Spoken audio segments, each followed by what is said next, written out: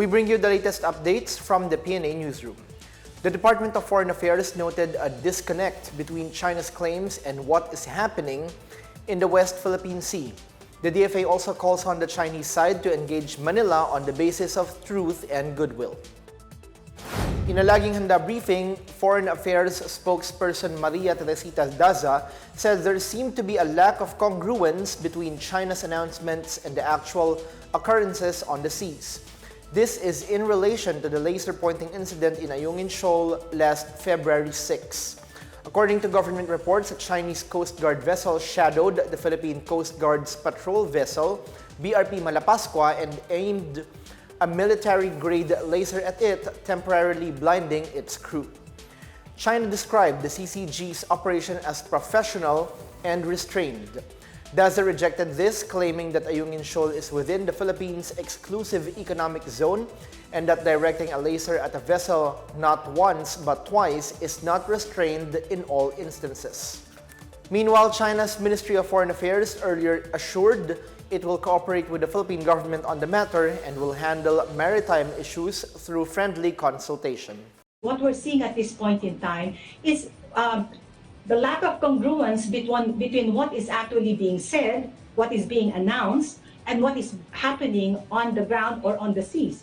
So there has to be some congruence so that our relations can actually move forward. We're calling on China to cease and restrain from this action kasi hindi lang ho ito damaging, this dangerous, it is also destabilizing in terms of the peace and stability in the region.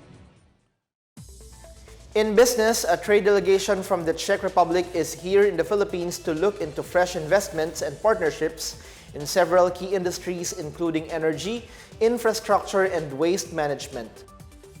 At least 16 Czech firms have been in the Philippines for a week to explore new business opportunities. At a business conference, Czech Chamber of Commerce Vice President Michal Steffel said the group is keen on expanding beyond European markets. Steffel said they can offer new production technologies to Philippine partners. He also cited the country's interest in local industries such as hydro energy. The Czech group has so far toured Metro Manila and Davao to speak with potential investment partners. Meanwhile, the Philippine Board of Investments briefed Czech firms of the country's current business climate and the opportunities at hand. Around 11,000 waterbirds were spotted during the most recent Asian waterbird census in various locations of Bicol. The Department of Environment and Natural Resources said the activity aims to raise public knowledge of waterbird species and the importance of wetland sites.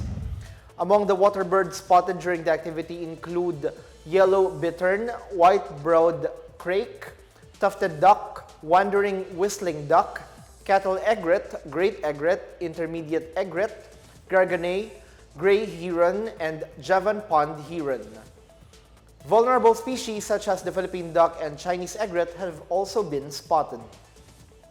The DENR in Bicol area led the effort in cooperation with the provincial and community environment and natural resources agencies, various units of local government, as well as some bird photographers.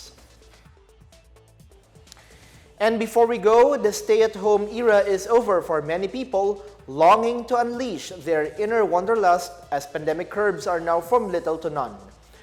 This phenomenon, referred to as revenge tourism, is seen to help revitalize the economy and put people previously cooped up by lockdowns at ease. Stephanie Sevillano tells us what the country can expect from this trend. With community restrictions being eased, people confined to their homes during the pandemic height now yearns to have their travel bucket lists checked. Hence, the vibrance of revenge tourism. For Joanna and Jane, traveling to exciting destinations is now easier as the country reopens with fewer restrictions.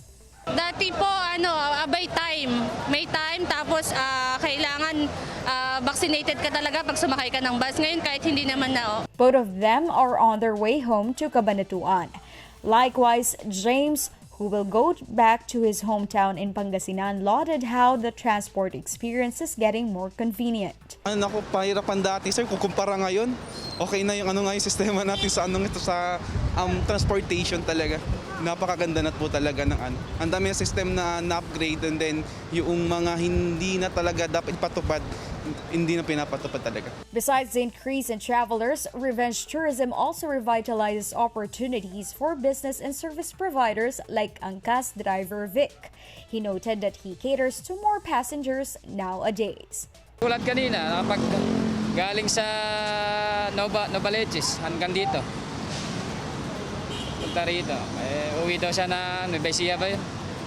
Amid the revived tourism industry, the Philippines has so far breached its 1.7 million target for 2022 with 2.65 million international visitor arrival. This gives the country a 208 billion peso earning. Meanwhile, the Department of Tourism targets 4.8 million international tourists for this year.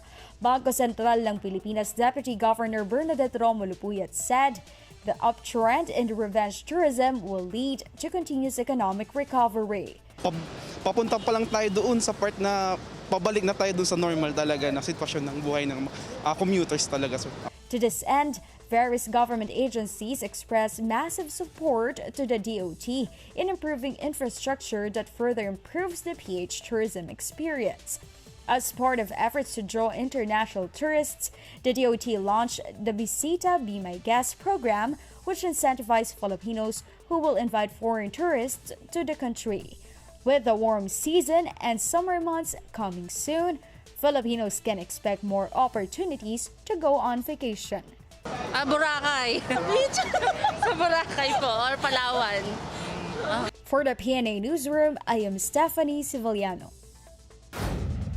That's the latest and the biggest stories from the Pna Newsroom. For more news content, visit our webpage or head on to the Philippine News Agency's Facebook and Twitter accounts. We are also shown on the pages of the Presidential Communications Office and Radio Pilipinas RP1.